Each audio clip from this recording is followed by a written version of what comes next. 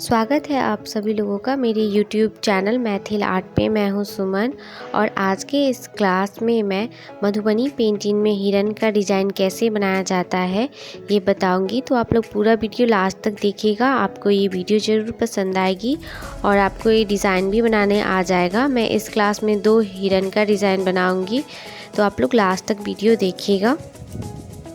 और अगर चैनल पे नए हैं तो प्लीज़ चैनल को सब्सक्राइब कर लीजिएगा और बेल आइकन पे क्लिक कर दीजिएगा, क्योंकि उसी से आप लोगों को मेरी वीडियो की नोटिफिकेशन आएगी और आप लोग मेरी वीडियो इजीली देख पाइएगा।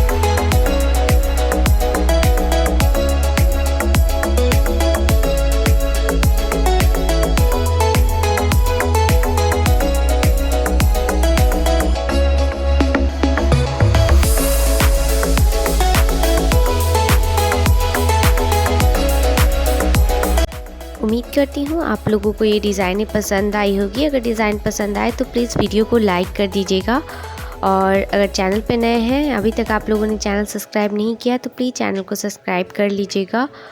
और कमेंट करके ज़रूर बताइएगा कि आप लोगों को इन दोनों डिज़ाइनों में से कौन सी डिज़ाइन अच्छी लगी है और कौन सी ईजी लगी। तो मिलते हैं नेक्स्ट वीडियो में।